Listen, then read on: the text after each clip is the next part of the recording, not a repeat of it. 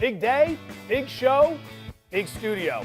Welcome to Bet here on the Las Vegas Strip. That's Tyler Fulghum. I'm Joe Fortenbaugh. The NFL Draft is just a few hours away on ESPN, so we are going to mock out the top 10 in just a few moments. We've got MLB and NBA bets for diversity's sake. It's not going to be all football today, and the return of the good word, and I would imagine you have a good word for Aaron Rodgers, who has caused quite a storm today. His time in Green Bay might be in. Don't say it. Don't do it. Tick-tock. Check us out on YouTube, youtube.com/ESPN Sports Betting. You're looking for any additional draft content as we head in to the opening round. Let's begin by recapping round 12 of the DFFS Showdown. It's something we do every single Wednesday, playing daily fantasy against one another on DraftKings. Daily Fortenbaugh Fulghum Showdown. And here's how it rolled last night. Tight matchup all the way through, but your boy's back in the win column. Congratulations to you with Jason Tatum. He was the high scorer. Yeah. That was a phenomenal pick. Yeah, I got lucky there because when I made that pick, Marcus Smart was playing. Then his suspension came down, so that took a high-usage player out and made it basically the Jaylen and Jason show. Great pick on Gary Harris. I think that's what won you there. Just $4,200. He gave you almost 40 points, so almost shocking. 10 points for every $1,000 you invested. That's tremendous return on investment there with Gare Bear. Devin Booker, $8,000, didn't come through, but they did win the game, so we covered our bet there. Utah was up so big, all the starters didn't even play 30 minutes, and we both had Nerlens Noel. Did you see the stat line? Yeah. 8 points, 8 rebounds, 3 assists, 4 steals, 5 blocks. Go Bulls. That's I'm how going to do something to stop that guy. That's how the Nerdicator gets his points. He's not a high-volume scorer. He's got to get steals. He's got to get blocks. When you have 9 stocks, as we like to stay in the business, that's going to give you 18 extra points on DraftKings. All right, here we go. So the NFL Draft first round is tonight on ESPN, 8 Eastern, 5 Pacific. We figured we would mock the top 10. I am going to take the odd-numbered teams, 1, 3, 5, 7, and 9. My cohort here will take the even-numbered teams, 2, 4, 6, 8, and 10, and we will have a discussion. We do have no idea what each other is going to be doing, so we will be reacting on the fly. And with that in mind, since I'm taking the odds, the Jacksonville Jaguars are on the clock. So now I got to figure out what I'm going to do. Any idea what the Jags should do, will do in this upcoming draft? Well, I believe the individual in question is currently minus 10,000 to go first overall. 3-year starter who completed 66% of his passes over that time with 90 touchdowns and only 17 interceptions in 40 career games. So I have to sit here and do my best, I guess, handwriting impression. Yeah. And we will go ahead and allow you to know that the pick is in. I'm surprised this took all 30 seconds. I'm not good with my penmanship. If this goes the full 10 minutes on tonight's draft, what are we doing here? Over under, it goes 8 minutes. I hope way under there. But you think it's going to go over? Here's Television my best ratings. Goodell with the first pick in the 2021 Bet Mock Draft. The Jacksonville Jaguars select TREVOR LAWRENCE, quarterback, Clemson. We feel good about the pick. Feel good about that one. Very good about the pick here. TREVOR LAWRENCE will be the 7th quarterback to start a game for our franchise in the last 4 years. So we haven't had very good luck with the position. But prior to that, Blake Bortles did have a nice run. So with that in mind, number 2 pick, the New York Jets are on the clock. Similarly, we know the New York Jets are looking at that very same position. Good trade for Sam Darnold, bring him back into the fold. I don't know about that. You don't think that's going to happen? No, I think we are going to see, again, a pick that shouldn't require all 10 minutes. It should be 2-3 minutes. The pick is in. The Jets are running it up to Roger Goodell at the podium. From the BYU University, quarterback, Zach Wilson. It would have been nice to see Justin Fields there just throw a wrench into these entire plans. Nice pick. Has never been outside Utah in his life. Born in Utah, grew up in Utah, went to school in Utah. New York is just like Utah.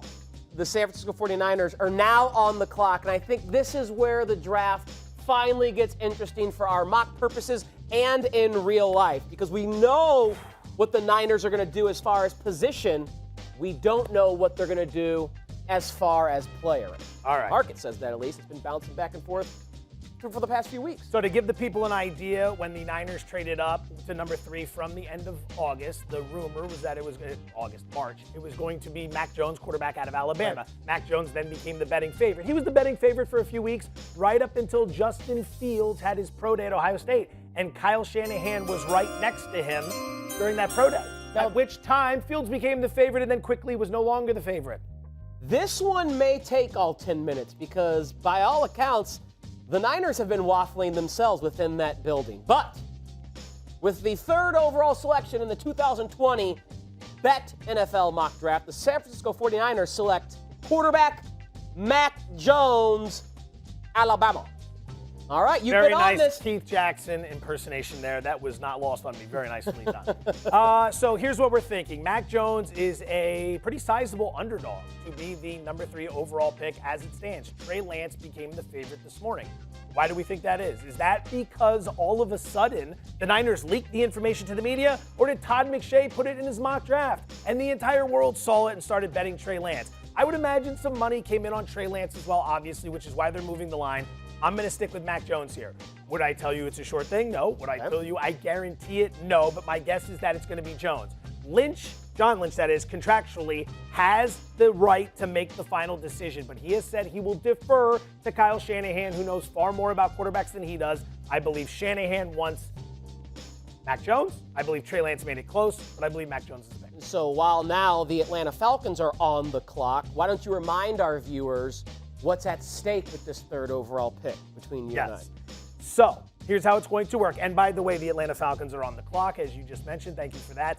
If it's Mac Jones going number 3 overall, Tyler will have to stand up on Monday and do a 30-second rendition of the Penn State fight song. Why? Because that is where I attended college. If, however, TREY LANCE goes number 3 overall to the San Francisco 49ers, I will be standing up and doing a stirring rendition of the Missouri fight song, which is where he went to college. If it's anyone else, well, we're both idiots because we've been arguing about this for months, and for neither one of us to be right will be the absolute worst case of no resolution in the history of the world. The pick is in. The pick is Falcons in as well. The Atlanta Falcons. Very interesting pick in this selection. With the 4th overall pick in the 2021 NFL Draft, the Atlanta Falcons select Kyle Pitts, tight end, University of Florida. And the reason why is something you've laid out many times. It's cost prohibitive to try and move on from Matt Ryan at this current juncture based on his contract. There is also a belief, and I think a fair belief, that there's good years left for Matt Ryan. He's only 35, 36 years old. That's not like being a 35, 36-year-old quarterback in 1981. It's 2021 with dietitians and all that good stuff. Now the Cincinnati Bengals are on the clock, and while we wait to see who the Bengals kind of where they go, wide receiver, tackle. Take your time, run through your rant. I have got to think this one through. Consider this for opposing defenses to try and guard in Atlanta.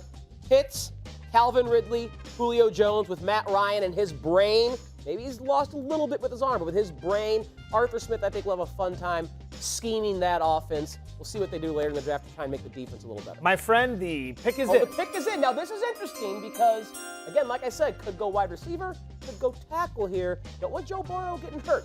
But with the 5th pick in the 2020 Bet NFL mock draft, the Cincinnati Bengals select wide receiver Jamar Chase from the Bayou Bengals, LSU, reuniting him with his quarterback who he set records with in 2019, Joe Burrow. I am betting what I think happens. You and I have both been in the camp that Penei Sewell, the offensive tackle out of Oregon, would be fantastic. By the way, the Miami Dolphins are now on the clock. They are. But I believe, and we were tipped off to this recently, Chris the Bear Fulghum came on the Daily Wager radio show Wednesday night on ESPN Radio and said this is one of his favorite bets, under 5.5 for Jamar Chase to Cincinnati. They need weapons for Joe Burrow. Burrow has been lobbying for Jamar Chase. They could use help in the protection game, but they did bring in Riley Reif, free agent offensive tackle, this offseason, giving them some flexibility. Chase is a beast. His stats from his last year at LSU, which was 2 years ago because he opted out last season, 84 grabs, 1,780 yards, 20 touchdowns. That's the pick at number 5. The pick is in for the Dolphins at 6, and this one, very exciting. Coming down to this is something the Dolphins decided in the final 5 minutes before the pick came in. Did not know until today. Sounds like the process may be a bit flawed if it took to the final 5 minutes to figure this out, but regardless, with the 6th pick in the 2021 NFL Bet Draft, the Miami Dolphins select wide receiver DeVonte Smith out of Alabama, who also happens to be their Heisman Trophy winner. And now the Detroit Lions are on the clock at number 7. That's an interesting pick for me, but we just saw two teams, Cincinnati at 5 and Miami at 6, reunite their young franchise signal callers with wide receivers, dynamic wide receivers that they played with in college. Miami could have gone tackle there, Sewell, Rashawn Slater. Keep in mind, when you're protecting the blind side of Tua Tagovailoa, it's a right tackle that will do so. Maybe they can find a right tackle later in the draft, but DeVonte Smith, I think something that Tua would be comfortable with, and trying to pair him with Tua is something the front office in Miami will do. The pick is in at number 7, and let me say, drafting for the Detroit Lions, based on what we've seen in their history, I probably can't do any worse than they've done over the last 30 or so years. So whatever happens here, I'm on par with them. With the 7th pick in the first round of the 2020 NFL Bet Mock Draft, the Detroit Lions select JAYLEN WADDLE, wide receiver, Alabama. Big run for the wide receivers Three here, wide receivers, as back the to back. Carolina Panthers are now on the clock. JAYLEN WADDLE over. It would have been over DeVonte Smith had you not taken him. Even if DeVonte Smith was still on the board, Waddle, in the eyes of some, the better wide receiver. We saw this last year, too, with Henry Ruggs going before Jerry Jeudy. So it's interesting how Alabama's become that wide receiver factory. Ultimately, we, the Detroit Lions, wanted to trade down here. And do not be the least bit surprised tonight if you see the Detroit Lions trade down with someone who wants to come up and get a quarterback, or perhaps the New Orleans Saints coming up to get a cornerback. More on that perhaps later in the show. But for right now, we wanted to go back. We couldn't do it. We made the pick. Jared Goff needs weapons. We lost Kenny Galladay this offseason. And this pick, if the board falls this way, would come in well under 10 minutes for the Carolina Panthers. I believe they would sprint to the podium with this pick. Very exciting stuff. With the 8th overall pick in the 2021 Bet NFL Draft, Carolina Panthers select Penei Sewell, offensive tackle, Oregon. That now means the Denver Broncos, looking for a quarterback, are on the clock at number 9. But I personally believe, even though there's just 1 year of control of Sam Darnold in Carolina, and they haven't yet exercised his 5th-year option, I believe they look at him as a legit quarterback of the future, potential franchise QB. He got away from Adam Gase. Is now going to be working with Joe Brady. That's like going from the outhouse to the penthouse as far as offensive play callers you can work with as a quarterback. And what do they need? They need to protect him, to help him get rid of those ghosts he saw in New York because of Adam Gase. So Sewell, who is regarded as the best tackle prospect and a generational type prospect at that position, fortify those trenches. I think that's something Matt Rule would love to do. I think you are extremely excited if he falls to that pick. Oh, the pick is in at number 9 for the Denver Broncos. Just call me John Elway and get me some good light beer out here because I'm thirsty. There's a couple of QBs left on the board here. With the 9th overall selection in the first round of the 2020 NFL Bet Mock Draft, the Denver Broncos select TREY LANCE, quarterback, North Dakota State. Could also be Justin Fields here. I am going to take TREY LANCE because he is still on the board, just because the Broncos sent a 6th-round pick to Carolina on Wednesday does not mean, in exchange for Teddy Bridgewater, of course, does not mean that they are out of the quarterback market. In fact, at one point I thought they were. Now I think this is just Bridgewater coming in as the mentor. By the way, the Dallas Cowboys are in this very scenario as the NFC East is about to go on a run here. TREY LANCE can come in for a year and he can sit behind Teddy Bridgewater and he can learn. Bridgewater's going to be a better mentor than Drew Lock. And I think Drew Lock will eventually enter camp with the Broncos and then be traded for a 7th-round pick towards the end, thus recouping some of the value the team lost in the trade for Teddy Bridgewater. So they just want to go ahead and get Lock out of the equation. Bridgewater followed by Lance. Lance eventually steps up into the big role. Boom, that's number 9. The pick is in for the Dallas Cowboys. It would appear so. I hate the Dallas Cowboys. So do I. I feel bad for this individual because I don't want it to work out. So do I. But I need to remain impartial. The 10th pick, 2021 NFL Bet Draft, the Dallas Cowboys select Patrick Surtain II, cornerback, University of Alabama.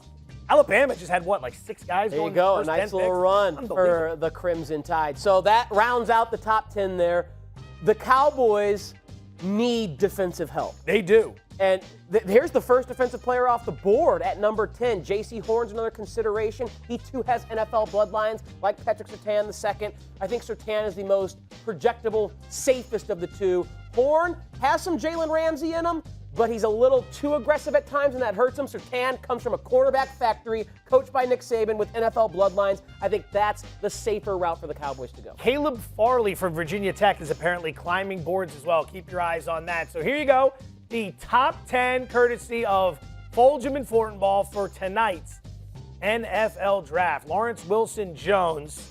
Literally, if we get 3 wrong, which would be on me, it's the first one that's actually up for debate. Okay, it so would be really lousy to get We that didn't have any trades. We weren't making that part of the exercise. What do you think the likelihood is that a trade is made within these first 10 selections? Ooh, if it just one trade? Yeah. Well, I'd lay minus 400, maybe minus 500. Yeah. I think Atlanta wants to get down at 4, and you've got Carolina wanting to get down from 7 and 8, and Detroit trying to get down from 7. All right, let's play a little Take Your Pick NFL Draft Prop Edition. We're going to give you 2 options, and you have to tell us which of the 2 options you would like to bet. Are you ready, sir? Ready. All right, here we go. A lot going on today, by the way. We are making a mess of this table. Over under 18.5 offensive players selected in the first round. Now, this is going to be an offensive-heavy draft. There's no doubt about it. But I'm going to go under at even money. And there's going to be a run. We just had 9 in our mock draft go in the first 10 picks. But after that, I think we'll start to see it slow down. I have 6 QBs going in the first round, 6 wide receivers going in the first round, 5 O-linemen going in the first round, and 1 running back. That is exactly 18 first-round players on offense. And that's with a above-market projection of 6 wide receivers and 6 quarterbacks. So if those fall under and an extra running back sneaks in, I still feel good about going under 18.5 at even money. Son, do your math again. 6 wide receivers. Right. 6. 12. Was quarterbacks or offensive linemen? 6 plus 6 is 12. Okay. Plus 5 is 17. Plus 1 is 18. And you That's forgot under. Kyle Pitts, the tight end. Okay, fair enough. Fair enough. So, but I still don't think there's going to be 6 wide receivers taken in the first round. I included him in wide receivers. How about that? I just used your own numbers, buddy. Him in wide receivers. How about that? I'm going to go here and take the over.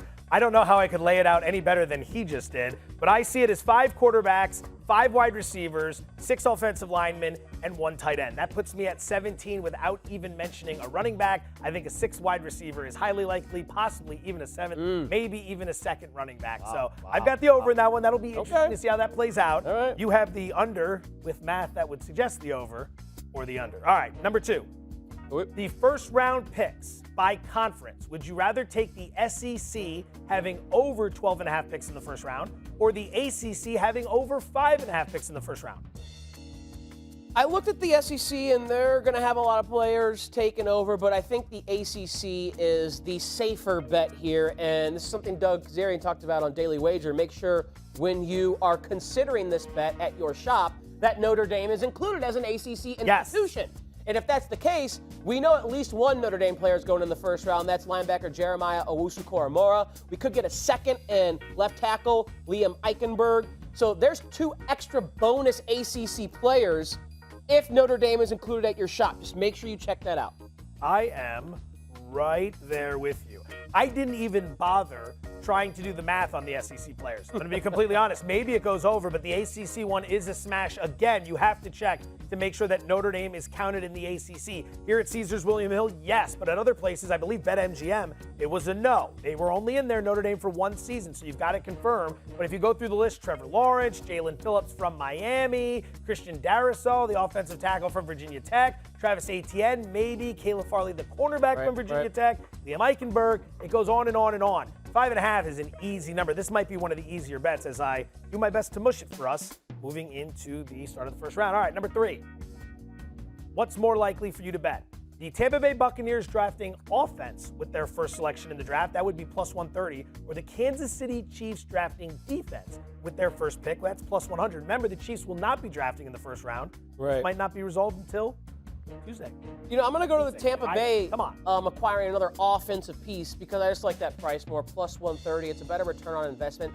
they have returned all 22 starters from their Super Bowl winning team, as we've talked about before here, Joe. So they're in the prime position to literally take best player available. And I think at the end of that first round, they could add another speedy wide receiver or another running back. That's some value for a team like Tampa Bay to select a running back to compete with Leonard Fournette there, to get a Kadarius Toney, a Rondale Moore to join those wide receivers and catch passes from Tom Brady. So at that plus 130 price, I like that a little more than the even money on KC defense. I will take the other side on this one, Kansas City defense. Two key reasons. Tampa Bay bringing back all 22 of its starters. So they've got some flexibility here with what they want to do. They could trade back and stockpile more picks. They could go ahead and draft the best available player. Some are suggesting they might draft the heir apparent to Tom Brady. Maybe a guy like Kyle Trask is the pick, and they put him in waiting.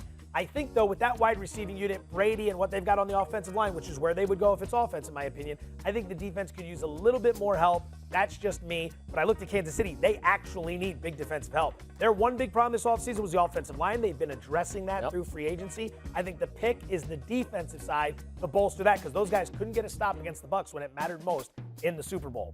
All right, Thursday. Let's give the people something non-NFL draft related. Sucker bet. A bet that everyone's making that you should not, because it's a sucker bet. Aptly named segment. Would you like to go first? Yeah, I'll go ahead and tip it off because I'm going to the NBA here. And I know, Joe, that you and Doug Kazarian are on the Golden State Warriors to bounce back tonight against the Minnesota Timberwolves. They're laying 3.5, 4 right now against the T-Wolves. And we know the T-Wolves are one of the worst teams in the NBA. They've been such all season. And the Warriors are desperate for a win after an embarrassing loss the last time out. However, that line was kind of smelly to me. The Warriors only laying 3.5, 4 to Minnesota? That just seemed a little too low. I thought it'd be closer to 5 or 6, given the discrepancy in record and talent. The T-Wolves have been sneaky kind of good as of late. They've won 5 of their last 7 games. That's not against chumps. They've beaten Miami and Utah twice. One of those losses came to the Sacramento Kings on a Buddy Hield buzzer beater. So they've been playing good ball. There's no matchup defensively as good as Draymond Green is for Karl Anthony Towns and his size. So I think it's kind of a sucker bet to lay it with the Warriors in Minnesota. All good points. I would say Doug is on the first quarter, but for dog of the day, he does have Minnesota. Ah, okay. So he likes them for the game. He does agree with you, but he does like the Warriors in the first quarter. I like the Warriors very much in that game. They were pathetic 2 nights ago against Dallas. Pathetic. They didn't score a single point for 9 minutes and 40 seconds. Steve Kerr was all over him afterwards. This is Minnesota we're talking about here. Minnesota and the word good should never be in the same sense unless you're talking about anything other than the Timberwolves. And the Twins haven't been very good, and the Vikings stunk last year too. I don't know what's going on in hockey up there. I hope for the best. All right, sucker bet on this end. Let's go to the diamond. The Boston Red Sox are minus 111 taking on an awful Texas Rangers team. After an 0-3 start to the season in which they were swept by the Orioles, Boston has gone 16-6 since yesterday. Huge win over Jacob deGrom, who once again pitched a gem, and the Mets lost 1-0 to the Red Sox. Now, Texas has lost 5 of 6. They're dead last in the AL West. They stink. So why did Boston open minus 128, and this has dropped all the way down to minus 111? People are betting Texas. Why? Right-handed pitcher Kyle Gibson's on the mound tonight. 2.30 ERA, not bad. For the Bo Sox, they're going to turn to Martin Perez. He had the 5.71 ERA this season. Texas, 8th in Major League Baseball in home runs against left-handed pitching this year. Don't fall for the trap with the Red Sox after what they did yesterday. Take the Texas Rangers. Fair enough. All right. Every Thursday, we conclude the show with a little something called the good word. We read a statement, first word that pops in your mind, you write it down, and then you discuss. Are you ready? Ready. The Tampa Bay Buccaneers return all 22 starters from their Super Bowl winning team. That, my friends, is what we call comfortable. The opposite of what Patrick Mahomes was in the pocket against that Tampa Bay defense. I see what you did there. It's going to make a lot of people comfortable also taking Tom Brady and the Tampa Bay Bucks at plus 750 to win the Super Bowl again. So everything about this Tampa Bay team for 2021 is comfortable. It's comfortable. You have the reliable Brady. Everyone's back. Oh, we can just see it, him lifting another Lombardi trophy. Comfort, though, is often, I was trying to think of like a good Aristotle thing there. Comfort is often the friend of complacency. Ooh, I like that. Comfort A good off. Aristotle thing. Same You like idiom? science? Okay, I'm not sure I can top that, so we won't try. We will use the word, this is already a struggle, culture. 22 starters all coming back on a professional sports team. That's culture. That's Tom Brady. That's an individual who so many people want to play with, want to play for, whatever you want to say with that leadership, they're happy staying there. Some guys taking less money to stay with the Buccaneers. Some guys opting to stay no matter what other deals were out there. Nobody demanding a trade. Nobody demanding a new contract. Everything is going smooth because they're winning, because they have a great culture. And it starts with Brady. Tampa Bay's had one of the worst cultures in all of sports for almost 20 years. Brady came in and changed that. And as a result, everyone wants to be a part of it. It's a special thing they got going on right now. All right, good word number 2. The quarterback, known as Aaron Rodgers for the Green Bay Packers, told Green Bay he wants out. This, my friends, is just a crazy game of poker. And yes, I turned to green for obvious reasons. Aaron Rodgers is Phil Ivey at the table holding 2-7 offsuit. And the Green Bay Packers are this noob that are holding pocket kings. They have all the control here. They have to willingly trade Aaron Rodgers despite what he says, and they have to get something in return despite the fact that they have Jordan Love. What I think ultimately Ivey is doing is just trying to bluff his way into more money out of this pot. Rodgers is not paid near the top of the QBs in the NFL now after we've seen Patrick Mahomes get new money and all, even Jared Goff and Carson Wentz in prior contracts.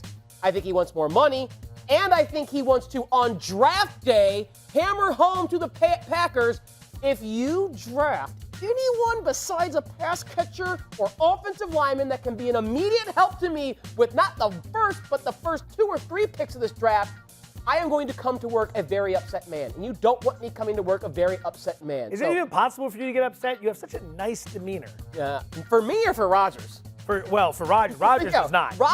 Rodgers can get salty, I think. Me, no, I don't get upset. Rodgers seems to get salty quite a bit. The only time I get upset is when, my Rams do something or my Cardinals do something foolish. It's a nice life to lead. But, yeah. All right, so my word is going to be hyphenated. And it's going to be 29. Or I miss a short par putt. That really grinds my gears. Doesn't it for all of us? 29, that's the amount of seasons, Hall of Fame seasons, you've had at quarterback from Brett Favre and Aaron Rodgers. 3 is the amount of Super Bowls you've been to. 2 is the amount of Super Bowls I owe you an won. apology on Daily Wager today. I said the Packers have been 4 times in the Super Bowl. Quite all right. 3 is the right answer. You were correct. Quite all right. People would assume they've been to more. Yes. Because of 29 years of Hall of Fame quarterback play. And yet, this organization has failed. Failed in every regard. Some people say, how could you say that about Green Bay? I'm one of those shareholders. I take responsibility. I bought the stock one day to hang it up. I thought it was cool. But I have failed Aaron Rodgers. All the shareholders and all the management team have failed the Green Bay Packers. It's the same nonsense every year. We don't build through free agency, so we're not going to spend any money. We build through the draft. So what happens? Well, they're always drafting 22nd or lower because they have a winning record thanks to Rodgers, and they never get impact players. And when they do, they draft guys like Jordan Love, who cannot help you in the NFC Championship game against the Tampa Bay Buccaneers. Rodgers has absolutely every reason to be upset with this team, to demand a trade, to want more money, to influence the picks. Listen, Green Bay, because it ain't going to be better when Jordan Love takes over. I can guarantee you that. All right, final one. The Jacksonville Jaguars have 5 of the NFL draft's first 65 selections. We know that the NFL draft is a crapshoot, and what the Jags have here with 5 selections in the first 65 picks is 5 very large darts, premium darts, very nice, nicely weighted, good wings on the tip, all that good stuff. And I can see in Jacksonville some Jags fans with their jeans shorts celebrating these 5 picks by running out of the bar to smoke a dart when Urban Meyer gets some more weapons to pair with TREVOR LAWRENCE. So darts is the word I use down in Jacksonville. I'd like to stand up for the good people of Jacksonville, but I think you may have nailed it there. Great town. TPC Sawgrass is located there. It's a great place. We love you, Jacksonville. We love you, Florida. All right. For this one, my word isn't going to be as controversial, which I didn't think we were even capable of doing that on this show, but light, as in light at the end of the tunnel. This is the beginning of the end of what's known as a tank job. Yeah. You have tanked for years. You traded away A.J. Boye and Jalen Ramsey and Calais Campbell and everybody, and you lost and you lost and you lost, And now you're going to bring in TREVOR LAWRENCE, and you're going to be able to begin the process of signing free agents and drafting great players. This is the light at the end of the tunnel of a tank job. Ladies and gentlemen, that's a wrap. He's Tyler Fulghum. I'm Joe Fortenbaugh. Enjoy the first round of the NFL Draft tonight on ESPN, 8 Eastern, 5 Pacific. We will see you Monday. Thank you.